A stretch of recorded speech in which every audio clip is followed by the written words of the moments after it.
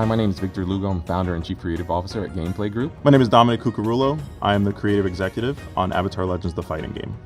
So first and foremost, freedom of expression was one of the biggest things that we wanted to bring to the game.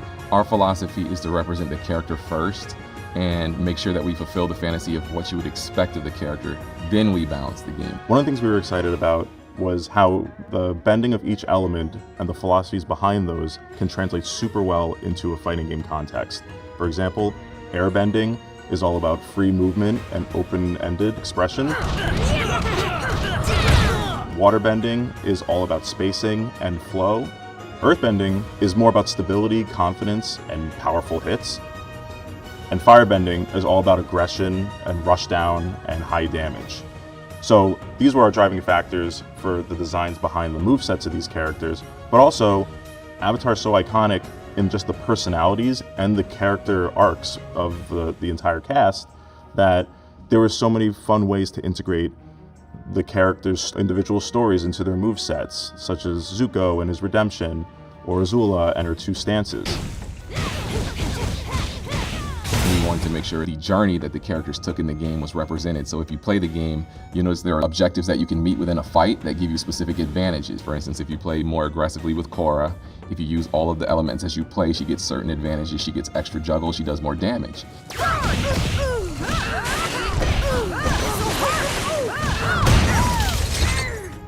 That takes place with every single character in the game. We represent how they play, and we then look at how that applies to resource management, things like flow, things like your energy meter, and how they represent your ability to do big, flashy moves. But it always starts with the character.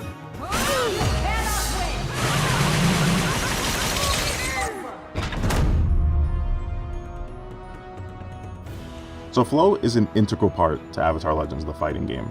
It's a relatively simple fighting game in essence. It's just a 4-button fighter, but the fourth button is our flow button, which every character has a unique way to leverage flow. Some characters use it for more movement-based mechanics. Some characters use it to really just enhance their existing elemental moves. And it really varies from character to character. And as a result, it's a truly unique, one-of-a-kind game that really has some special sauce to it.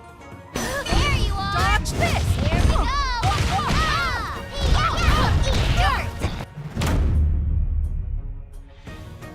Avatar as an IP features so many iconic characters, and this support system allows us to integrate a lot more characters into the game. Each character has 3 different supports to choose from. Depending on which support you choose, that character may play vastly different from if you were to choose a different support. An example would be some of Katara's supports give her better whips or better icicle projectiles, and whichever one you choose give you different combo routes or different setups. It's almost like team building, but you're building one character. Part of the exercise in kind of defining the playstyle that we were looking for was to really look at the landscape and where we are with fighters.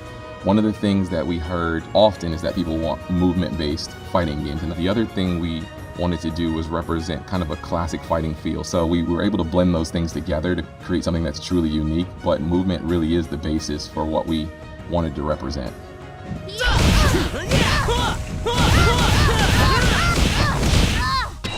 Avatar is the perfect universe for a fighting game adaptation because of the respect and love for martial arts in the series. Not only do you see it showcased in the characters, but you also see how the elements are complementary to the martial arts styles that are represented. And how those styles meld together is really, really interesting and perfect for a fighting game.